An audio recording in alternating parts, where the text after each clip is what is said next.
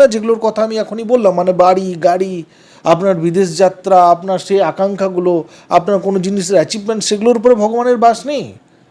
তুমি ভগবানকে মনোযোগ দিয়ে ডেকেছিলে, তার পথে চলেছিলে, সেই ভক্তি করেছিলে, আর তার জন্যই ভগবান প্রসন্ন হয়ে তোমাকে সেই সুখগুলো দিয়েছে, কিন্তু সেই সুখটা পাওয়ার পর তুমি তাকে ভুলে গেলে, তো তাহলে ভগবান বলবে যে তাহলে সে ঠিকই আছে, আর আমার দরকার নেই। ভক্তকে ভগবানের থেকে দূরে কে করে? সেই লালসাগুলো, সেই চা পাওয়াগুলো, যে জিনিসগুলো তোমার লিস্টে অনেক দিন ধরে রয়েছে তুমি পাওনি, সেগুলো না, সেই জিনিসগুলো যেগুলো তোমাকে লাগে যে আমার আর ভগবানের একই রকমের রয়েছে,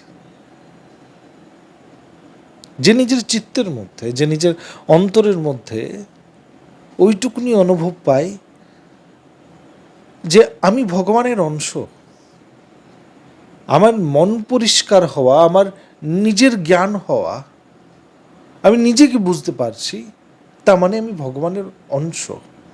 আমি এইটুকুনি বুঝেছি যে তিনি রয়েছেন, তবেই আমি আছি। হ্যাঁ, এবারে অনেক জ্ঞানীগুণী মানুষ আছেন, তাদের মনে চিন্তা ধারণা এটা চলে যে যদি আমি নিজেকে জেনে নিলাম, তাহলে আমি ভগবানকেও জেনে নিলাম। আর অনেক মানুষ এটা করে। প্রথমে যারা ভক্তিপথে থাকে তাদের এই অনুভূতিটা হয় যে যে নিজেকে জেনে গেল, সেই ঈশ্বরকেও জেনে গেল। কিন্তু এটার মধ্যে সত্যি যদি বলেন তো সত্যি আছে, কিন্তু সেটা পূর্ণ সত্য নয়।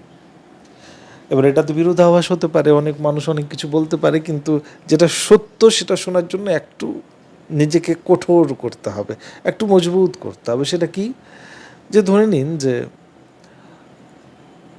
আমার কাছে 1 লিটার দুধ আছে। এবার এই দুধ দিয়ে কি কি জিনিস হতে পারে?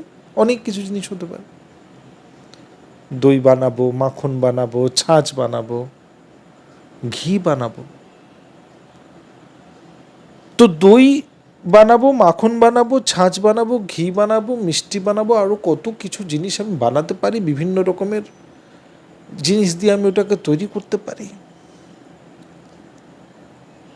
দুধ ছিল আসলে, তারপরে আমি বানালাম দই, তারপরে আরও বিভিন্ন প্রসেসের পর শেষে গিয়ে সেটা ঘি তৈরি হবে, একদম পিওর ফর্ম। সেটা ভগবানের পুজোতে লাগবে। তো মানুষ দুধের থেকে দই হতে হতেই যদি ভাবে যে আমি ঘি হয়ে গেলাম, তো সেটা তো নয়। অবশ্যই দই না হতে গেলে ঘি হওয়া যাবে না, প্রসেস আছে। তো মানুষ দুধ থেকে দই হচ্ছে, মানুষ প্রথমে নিজেকে জানছে, এটাও একটা স্টেপ। যে নিজেকে না জানবে সে ঈশ্বরকে জানতে পারবে না। তার জন্যই বললাম যে এটা সত্যি রয়েছে, কিন্তু এটা পূর্ণ সত্য নয়। যে নিজেকে জেনে গেল সেই ভগবানকে জেনে গেল, সেটা হতে পারে না। বুঝতে পারছেন কি বলছি? যখন ছোট ছোট জিনিস আমাদের কাছে আসে, কিছু কিছু জিনিস আমাদের সামনে চলে আসে, আমাকে লাগে যে আচ্ছা এটাও হয়ে গেল, আচ্ছা এটাও পেয়ে গেল, তাহলে নিশ্চিত রূপে ভগবান যে রয়েছে সে আমার কথা শুনছে। অহংকার হয়ে গেল। আমি একটু ভগবানের পথে চললাম, আচ্ছা আমি এই জিনিসগুলো পেতে আরম্ভ করে দিলাম। যে বাড়ির স্বপ্ন কখনো ভাবিনি সেই বাড়ির সামনে রয়েছে। যে গাড়ি কখনো নিতে পারিনি সেই গাড়িতে চড়ে আমি যাচ্ছি। যে বিদেশ যাত্রা করার ছিল, বিভিন্ন রকমের মনে স্বপ্ন ছিল, সব পূরণ হয়ে গেল। অন্যান্য জায়গায় চাকরি করছি, ভালো করে জীবন কাটাচ্ছি। যেখানে চান্স পাওয়ার ছিল না সেখানে চান্স পেয়ে গেলাম, যে জিনিস হওয়ার ছিল না সেটা হয়ে গেল। তো নিশ্চিতরূপে ভক্তির পথে এইটুকুনি হাঁটতে গেলে এত লাভ। তো এইবারে এই ভোগগুলো করি, অন্য মানুষ তো অনেক দেখালো যে আমি এটা করলাম ওটা করলাম, এবারে আমার সময়, এবারে আমি দেখাবো। আর ভক্তি ভক্তি করব কখন করব? এই জিনিসগুলোকে উপভোগ করে প্রথমে মানুষগুলোকে জানিয়ে দিই ভগবান তো আমার উপরে সন্তুষ্ট হয়ে গেছেন, আর তো রুষ্ট হবেন না। এখানেই মানুষের ভুল। ভগবান কখনো সেই সব জিনিসে বাস করেন না যেগুলোর কথা আমি এখনই বললাম, মানে বাড়ি গাড়ি, আপনার বিদেশ যাত্রা, আপনার সেই আকাঙ্ক্ষাগুলো, আপনার কোনো জিনিসের অ্যাচিভমেন্ট, সেগুলোর উপরে ভগবানের বাস নেই। তুমি ভগবানকে মনোযোগ দিয়ে ডেকেছিলে, তার পথে চলেছিলে, সেই ভক্তি করেছিলে, আর তার জন্যই ভগবান প্রসন্ন হয়ে তোমাকে সেই সুখগুলো দিয়েছে, কিন্তু সেই সুখটা পাওয়ার পর তুমি তাকে ভুলে গেলে, তো তাহলে ভগবান বলবে যে তাহলে সে ঠিকই আছে, আর আমার দরকার নেই। এই যে আমার দরকার নেই ভগবান যখন জেনে যাবে, তারপরে তুমি মাথাও ঠুকে নেবে, আর ভগবানকে পাবে না। তো যখন অর্জন করার সময় তখনও ভজন করতে হবে। বুঝতে পারলে? অর্জন করো, ভজন করো। ভজন বন্ধ করে দিলে, অর্জনের মাথায় গেলে এই মায়াতে তোমাকে আস্তে আস্তে গ্রাস করে নেবে, খেয়ে নেবে তোমাকে। আর তারপরে তোমার কাছে রিটার্ন ব্যাক আসার যে পথ, সেটা বহু কঠিন।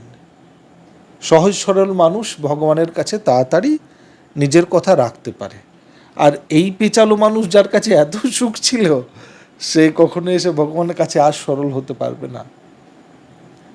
যে সুখগুলো আমি পেয়ে গেছি, আর 5 বছর আগে যেরকম ছিলাম পাস্টে, তখন আর এখনের মধ্যে অনেক পার্থক্য চলে এসেছে। আমিও বুঝতে পেরেছি, তুমি কেন বুঝতে পারছো না?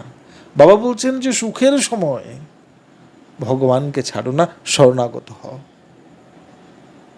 যদি তুমি সেই সময়ে ছেড়ে দিলে, তাহলে তোমার ভক্তির কোনো মান নেই। পরিষ্কার, ভক্তির কোনো মান নেই। এই জিনিসটিকে ধরে নাও, এই জিনিসটিকে মেনে নাও যে আমি অর্জনের সময়েও ভগবানের কাছে শরণাগত থাকব। তোমার জীবনে কষ্ট হবেই না। আর জীবনে এরকমের সমস্যা তো রয়েছে, যেখানে তোমাকে লাগছে যে এই প্রশ্নের উত্তর আমার কাছে নেই, এটা আমি করতে পারছি না, এটা আমার অর্জন হচ্ছে না, এরকমের অবস্থাতে রয়েছি। যে কোনো রকমের কষ্ট হতে পারে, সেটা বাস্তুর থেকে নিয়ে মাঙ্গলিক দোষ থেকে নিয়ে বিভিন্ন রকমের। অনেক জায়গায় গিয়ে কিছু তুমি সমাধান পাওনি, নিচে যে নাম্বার রয়েছে সেখানে যোগাযোগ করো, সঠিক পথ নির্দেশনা করা হবে। বিশ্বাস রেখো। বাবার কৃপাতে সবাই ভালো থাকো, তোমাদের সবার মঙ্গল হোক।